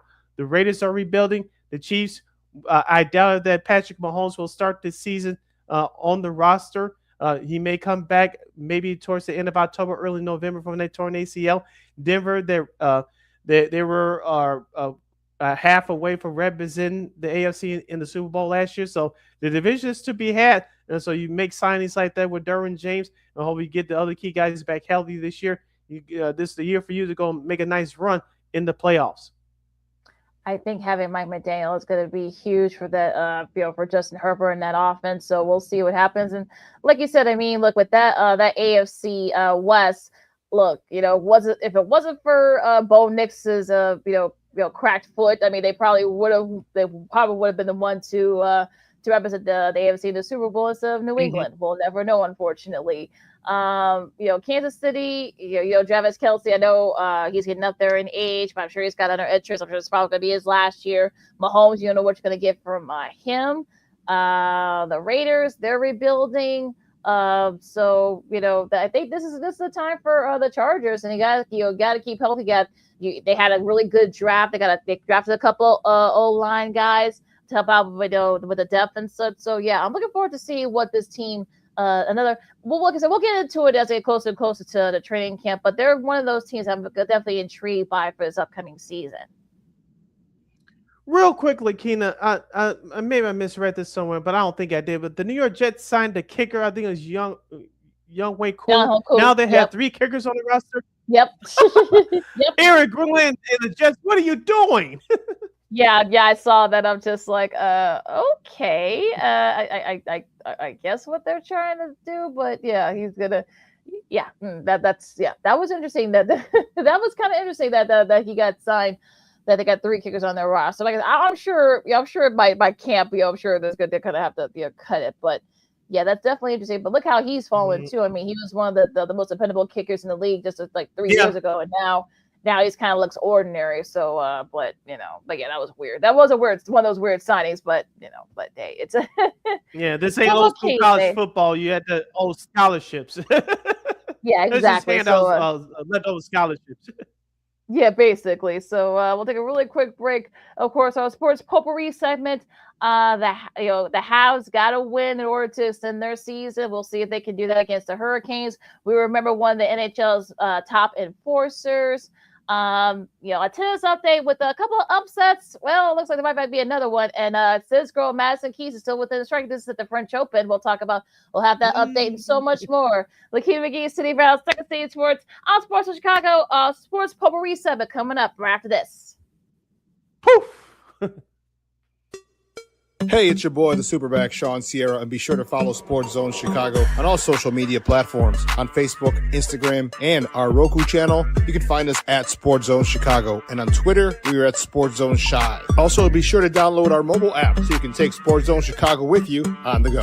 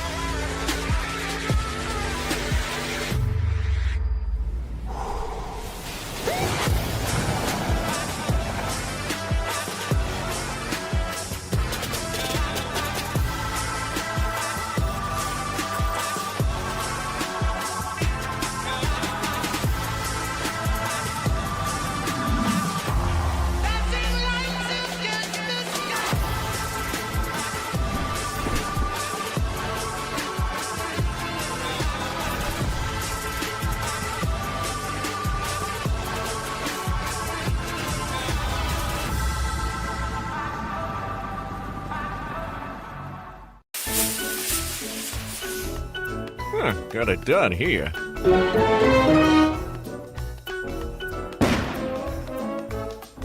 Ouch! And we're gonna make sure you lit this time. Ouch!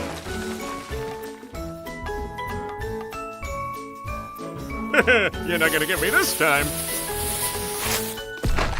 Ow, Manny! Oops!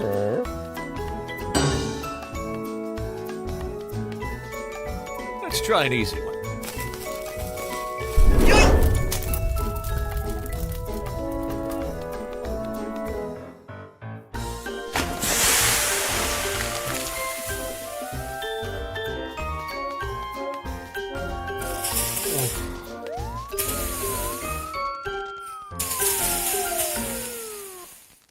Every day, we take steps to keep the people we love safe, but some health risks are easy to miss.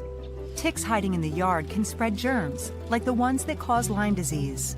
Mice searching for food can spread bacteria that makes us sick. Mosquitoes lay eggs in standing water and can spread West Nile virus and more. Cockroaches are drawn to water in the home, leaving behind allergens that can trigger asthma attacks. Common pests can threaten our health. Learn how to protect your family at pestworld.org. Hey, this is Corey McGee, and I listen to Sean and Maya on the morning show.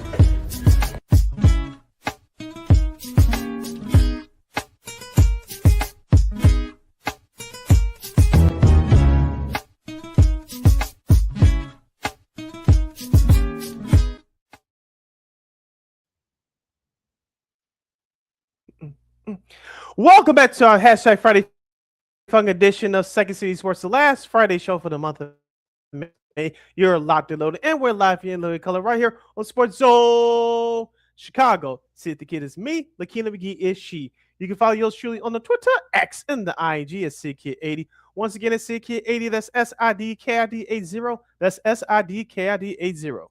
You follow LaKeena McGee on the Twitter, X, and the IG.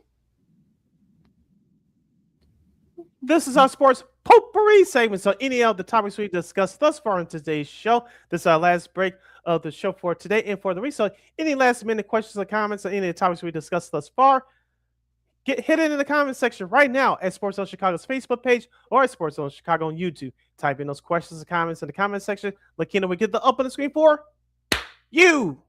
That's a which time wish we were doing this in the studio because we got a wish we had a breaking news sounder because some breaking news here.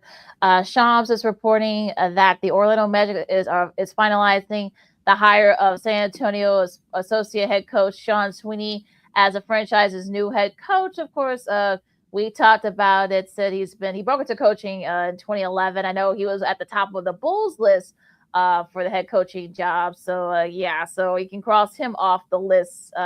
As for the Bulls' new head coach, so one name's gone. Sorry, folks. I know everybody Matt Peck from THO was lobbying for him, but sorry, Matt, if you're listening. I know you watch this all day sometimes, but unfortunately, cross him off the list, folks. Sorry. I'm not going to say they're going to go to the well and Jason Kidd. No, and I don't think he will want this job either, nor the situation here, but. Did they go back to re-interview Jerry Stackhouse? His name has been out there for the last couple of weeks. I'm not saying he's the answer, but do they go back to that well one more time? Luckily, that's why you have like 5 or 6 names. So, we'll see what happens. I'm just asking a question, folks. That's true. But so we'll see what happens. We'll keep you guys updated other breaking news. But going to we'll do that hockey, of course. The NHL. The Vegas Knights are waiting to see who they get to face in the Stanley Cup final coming up next week on Wednesday. It was all Carolina as they shut out the Habs 4-0. Jordan Staal had a goal and an assist here, and like I said, it was all Hurricanes. Frederick Anderson really didn't do too much. Only 18 shots on goal, but he saved all of them, and didn't have to do too much. So it looks like it might be all she wrote, but we'll see what happens tonight. You think the Habs can extend this series? Technically, they can, but the way they played the other night, this series is over. I think I said that on our last show a couple of days ago. Here's why. I know Carolina almost had a week off prior to facing Montreal in this series. You tell that the rust showed in the first couple of games of this series, but in the last couple of games, that Carolina's gotten their footing back. They got their game back. They got their domination back. It was physical. The name of the game on Wednesday, it was physical. 30 hits. You even though you were -5 in the face-off department, you dominated that statistically through the first 2 periods. You made Montreal play undisciplined. Montreal drawing 32 penalty minutes. Even though Carolina went 1 for 6 on the power play, Montreal, they had a chance to get back in the game on special teams. 0 for 2 on the power play. And also, too, with the block shots, even though Montreal had 23, Carolina had 18, but Carolina set the tone for the beginning. They really had to do too much.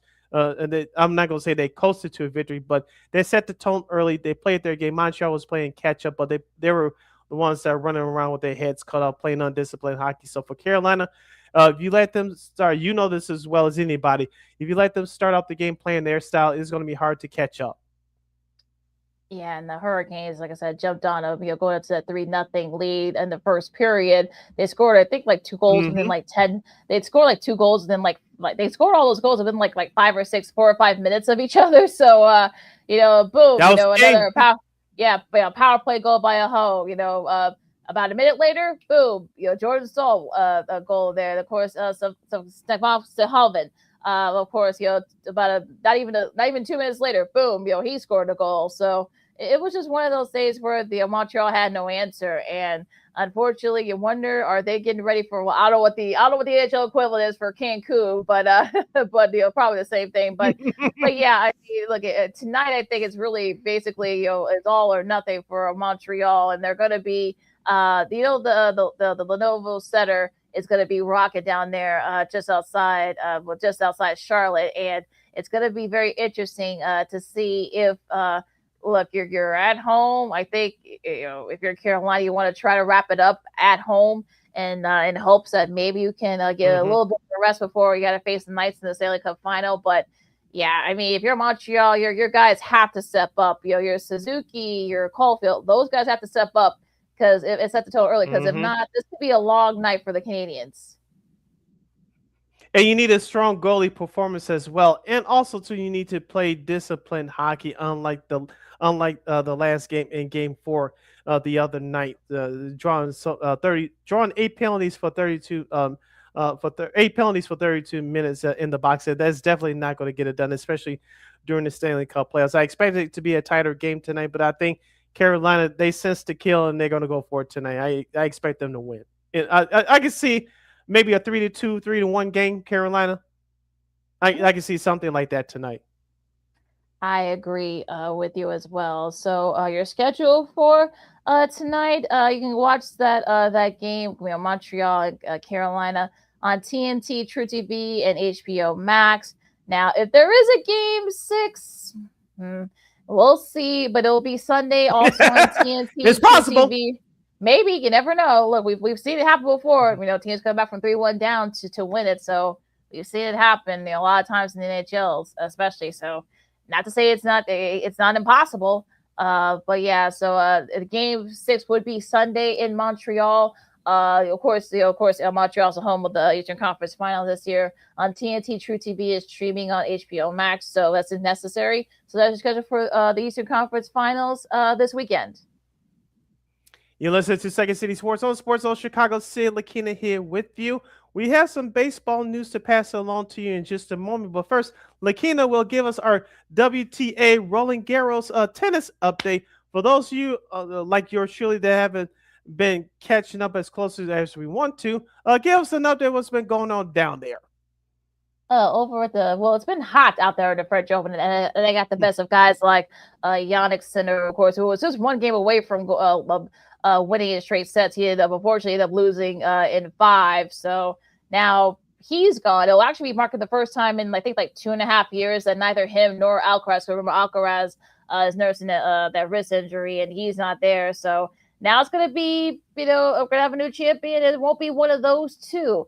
And could it be Novak Djokovic? Well, it looks like he finally has taken control of his match against Fonseca. He was actually up 2-love.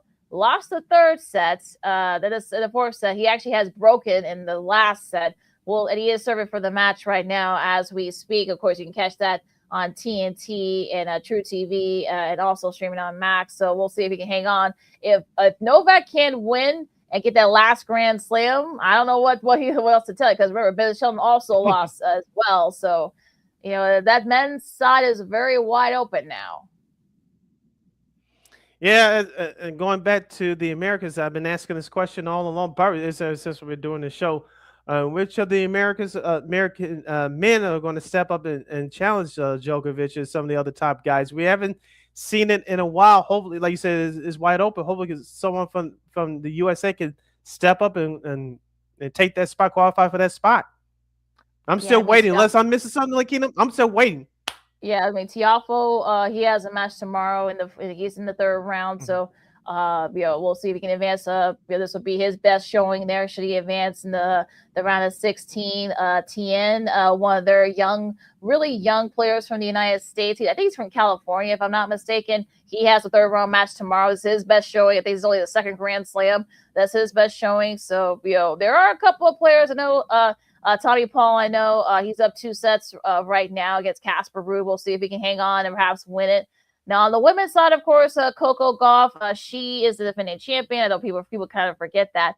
But, yeah, she's the defending champion in this as well. Yurgo Madison Key, she has the match tomorrow against Victoria Mboko from Canada. That should be a fun match. You can watch that game on True TV and TNT. So you will be able to watch that. Coco Gauff also has a match tomorrow as well. So, I mean, the American women have been okay. Amanda Amosova, she also has a match tomorrow, too. And, of course, so I think the American women have a good shot, perhaps maybe getting one of these, winning this year, I think.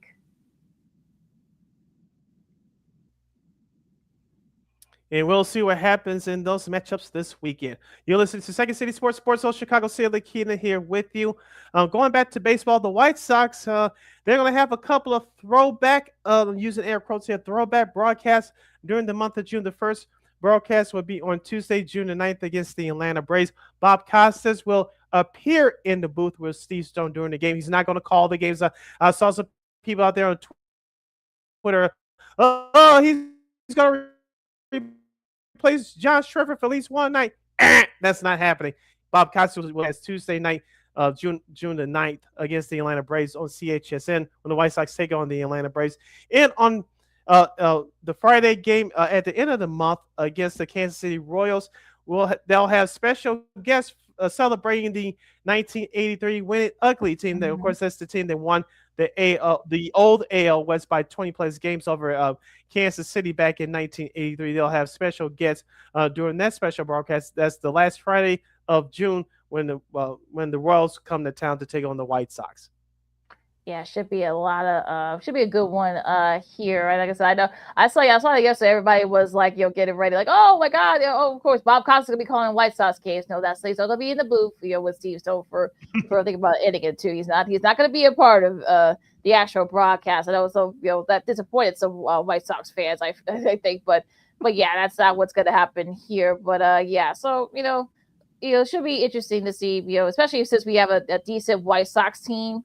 So that'll be kind of interesting. So at least then he'll have especially maybe he'll maybe Casas will hear a Murakami home run. We'll see, but yeah, it should be fun. Yeah, you never know.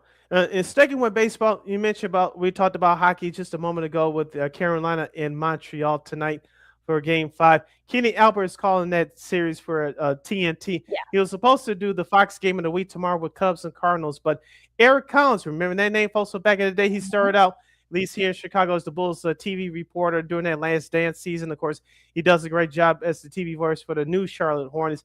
He'll fill in for Kenny Albert during Cubs Cardinals tomorrow night on Fox.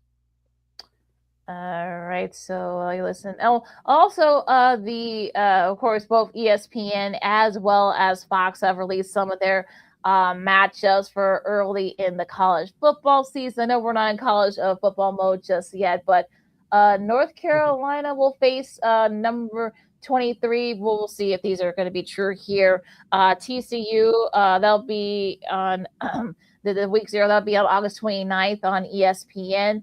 That game will be in Dublin, Ireland. So this is the 4th straight year that college football will be having a game out there in Dublin. So we'll see where North Carolina is, though they definitely underachieved last year. And so some of the other matchups for ESPN. So they posted a lot of them. I won't go through all of them because there's so many, but these are just some of the key matchups. Pittsburgh and Virginia Tech, that'll be on October 2nd on ESPN. That's week 5. Iowa State and BYU, that'll be on October 9th at 9:15 Chicago time. That'll be a late game on ESPN. Kansas State and Arizona State, October 24th. They'll nothing to be determined. They'll determine the network and such, but both Fox do the same thing as well. So everyone's already in college football. We're about 80 some days away from the college football season starting. So nothing too early, I guess. It's not too early to talk college football, I guess. Yeah, I know that's your favorite time of the year, and I know that we're going to talk about it once we get closer to week 0 coming up here on Labor Day weekend, late August, heading to that first weekend in September. And as you mentioned, we'll be home on this network to talk college football from start to finish. So you know how we do it. Excuse my broken English on this show. So maybe that's Bill Belichick calling you now. I don't know, but stay tuned as always right here on Second City Sports on Sports Zone Chicago. Getting back to baseball, some updated numbers from the boys in Vegas in terms of season win totals for some of your favorite baseball teams. I'll start off locally with both the Cubs and the White Sox. Even with the Cubs breaking their 10-game losing streak the other night, of course, they're currently on a 2-game winning streak. They started off the year, talking about the Chicago Cubs, with a win total of 88.5. Guess what the win total is as of now? Like 85 or something like that. 87.5. So they lost 1 game despite that 10-game losing streak. The White Sox. Okay. Yeah, exactly. Yep, you can't make this stuff up, folks. Yeah, the White Sox started out the year with the projected win total of 67.5. They're now expected to win 76.5 games. So that's a +9 win total with their surprises start to the year. And your second favorite team, the Seattle Mariners, they started out the year expected to win 90.5 games. They dropped 4 wins. 86.5 is their win total now, according to the boys out there in Vegas. Yeah, you gotta love Vegas and knowing what to expect. So yeah, I mean, look, could there's something that comes to fruition, but yeah, we'll see. So you take the over, I think, on both the White Sox. We said that we're gonna be right there at 500. And they are there. A lot can happen between now and the end of the season. So we'll see what happens. But yeah, I'm not like I said. I mean, if you want to buy some stock now, you can. You can buy low, so it's all right there for you now. Switching gears here, talking some college basketball. Of course, this is the time of year. Of course, we had the NBA draft combine a couple of weeks ago out in Chicago, right here in Chicago. Some players have decided that they're gonna pull out. Andrei Stojakovic was the latest star player. He is going back to Illinois. I think Illinois could be right up there. The preseason. I know we don't do preseason polls. I know I hate preseason polls, but they're going to be definitely in the top 5 because remember, Florida's got a lot of their guys back to Ruben Chinanu from Florida, who was a defensive player of the year this past season. He is coming back. So you got Florida will probably be the number 1 team in the country, going into late October. Mila Mochovic. He withdrew from the NBA draft as well. He'll return to school. He's a sought after free agent. He went to Iowa State. Of course, he led the nation in 3-point shooting. So we'll be interested to see where he goes. He definitely becomes the contender there as well. I know St. John's and Kentucky are a couple of top teams there as well. Koa Pete from Arizona. Speaking of Arizona, he is staying in the draft. So I think today is the last day where I think guys can pull out and stay in the draft. So we'll be interested to see if we see some other top players, coming in, stay or leave. So, but yeah, I'm glad they're giving them that flexibility to kind of make sure that, look, if your stock's not good or if you don't think you play a little bit better, you can be able to go back to school and whatnot. So I like that they have more flexibility now. Yeah, that definitely changed. Yeah, that definitely changes the game, especially as you say, welcome to college sports in 2026 and beyond with NIL in the transfer portal. Yeah, it gives it's free agency at the college level at its best, so whether people like it or not. So the coaches always have options to players did, but now it's at an even playing field. I believe if you mentioned this guy's name earlier, I apologize, but Jeremy Evans for yes. Michigan State, he's decided to go back to school as well. He was one of the big reasons why Michigan State had a great regular season last year. Almost made it to the Final Four. I know he had a big game against Illinois back in late February up there at East Lansing, but he's one of the top young players in the country. So Tom Izzo is welcoming back with big open hearts for next year. I'm sure he gave him. I'm sure he gave Jeremiah Fears a big hug when he found out that he was coming back to school. So yeah, I think Michigan will definitely be up there with your Illinois and your Michigan. So yeah, I'm thinking that this will be interesting to see what I think SC they have a couple of transfers too. So that Big Ten's gonna be very loaded. And Washington, I know they've made some inroads too with the transfer portal as well. So yeah, that Big Ten's gonna be very loaded this next season. So yeah, it should be a lot of fun as usual when it comes to college hoops. So very exciting. Yeah, so do you have anything else? I wanted to end this show on a positive note, at least with 2 sports anniversaries. You have anything else you'd like to share with the rest of the class? Well, we got to talk about Claude Lemieux a little bit here. Of course, the legendary enforcer, won the Stanley Cup 4 times. Died early yesterday morning. The police already say that it was suicide. And just we read the news and the details behind it. He was just there. He was just in Montreal a couple earlier this week. Of course, he won a Stanley Cup with the Canadiens in '93. Of course, he won 3 more after that. He played with the Avalanche and Dallas and San Jose division. We're also Phoenix as well. And I remember Darren McCarty. He both had their bouts. Someone actually posted on Instagram one of their fights. I forgot what year it was, but it was they kind of got into it. I know they've kept in touch. They became close over the years, and he won the Conn Smythe Trophy as playoff MVP back in '95.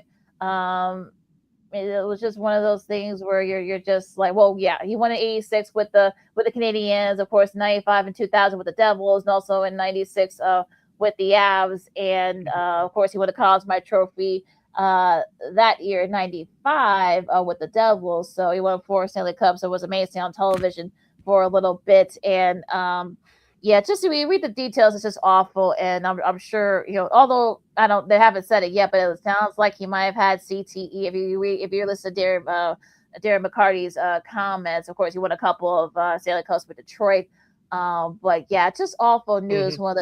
Just awful news, and he was one of my favorite players. Whether you love him or hate him, you want him on your team, and just what a great enforcer. Was very tenacious and just one of the tough guys in the league, and he will be missed.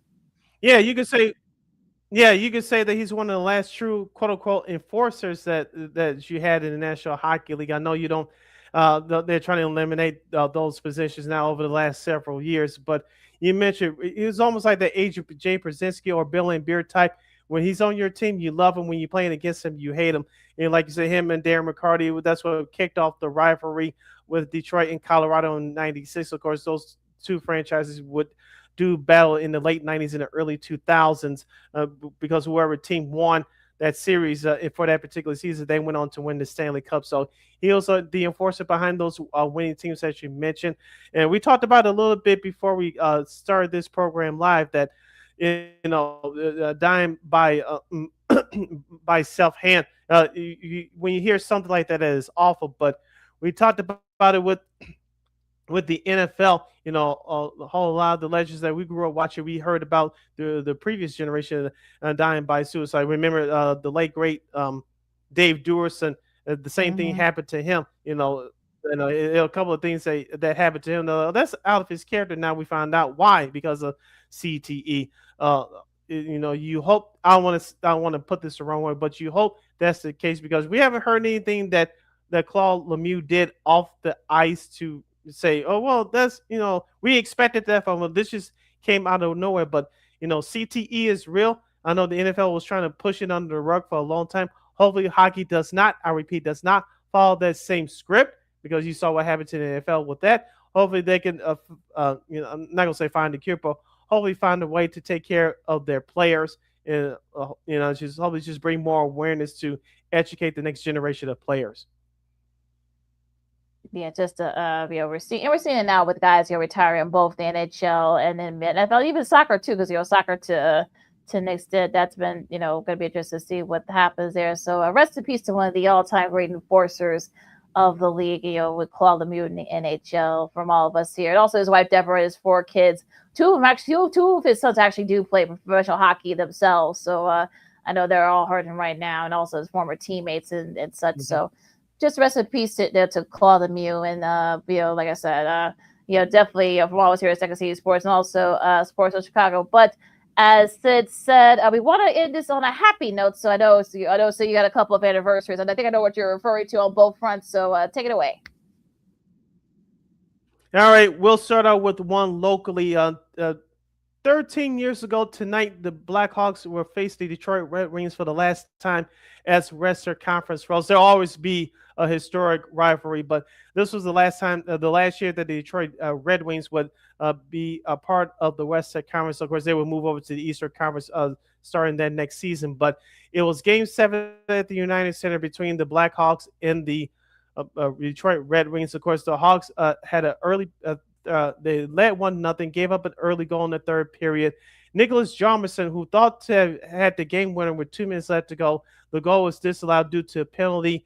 And of course, in overtime, Brent Seabrook ended the affair after a big hit from the Rat, Dave Bolin, to give the Blackhawks the series win, eliminating the Detroit Red Wings from the Stanley Cup playoffs. And of course, the Blackhawks trailed in that series 3-1. Of course, the Blackhawks would win the Stanley Cup that year against the Boston Bruins. And of course, one NBA anniversary to pass along. 31 years ago on Memorial Day today, back on May 29th, 1995, Eastern Conference Finals in the NBA, Game 4 between the Orlando Magic and the Indiana Pacers. Of course, the Orlando Magic won the first 2 games at home. The Pacers got their lick back, as the kids would say, in Game 3. Game 4 was the classic finish. You can watch in its entirety on YouTube, by the way. Rick Smits, the Duncan Dutchman, I believe he was a 2-time NBA All-Star before he retired following the 2000 season. He finished the game with 21.7 rebounds and 7 assists. He hit the game winner, pump faking Tree Rollins. That's right, old man Tree Rollins, because Shaq fouled out, to hit the game winner to give the Pacers the 1-point victory the 1-point victory, tying that best of 7 series at 2 games apiece. And of course, that series will go to the full 7, where the Orlando Magic won big at home in Game 7. Yeah, you can watch all those games, like you said, on YouTube. So yeah, if you want to relive those memories on both those great anniversaries and such. So yeah, I remember both those games, and it'll be interesting. Like I said, it was kind of interesting how NBA has changed, especially over these last 31 years. And I know people always, they'll always say on social media where, oh well, if this team were around during this era or that era, I think you really can't compare. Yeah. So I just think it's kind of silly to do comparisons. But again, I digress. That's just me. That's why this industry exists, LaKeena. We have endless debates on smart topics, stupid topics, any topics that relate to the world of sports, or compare eras that we know deep down we'll never get to see it. But we have debates on who's the greatest player: Barry Bonds, Babe Ruth. Who's the NBA's greatest team ever? The 2016 Warriors, even though they did not win a title that year, but the 2016 Warriors against the 96 Bulls, the 96 Bulls against the 86 Celtics. Who will win that series? The 87 Lakers against the 69 Celtics. We have endless debates, which will make it great, but deep down we know it's never going to happen. All right, so just a couple of quick notes here. Of course, if you're a WNBA fan, the Chicago Sky, they've lost a couple in a row. They hope to get back on track against the Minnesota Lynx. That'll be on Ion tonight. So if you guys are inclined, you can check that out. Also, I know baseball, the college baseball, I should say. I know they're doing their early rounds right now. So you guys can check that out as well. And also for the women's softball, you got the College World Series going out there at Oklahoma City. It's been a very busy time out there at OKC. So yeah, you guys check that out on the ESP. All those games on the ESPN's family of networks, and also on the SEC network for your SEC schools. All right, LaKeena, take us home. You also ACC network, and also AC network as well to see all the AC teams. You can follow me at Keena McGee on the Twitter, on the IG. You can follow yours truly, Sidney Brown, on the Twitter, X, and the IG at SidKid80. Once again, that's SidKid80. That's SIDKID80. That's SIDKID80.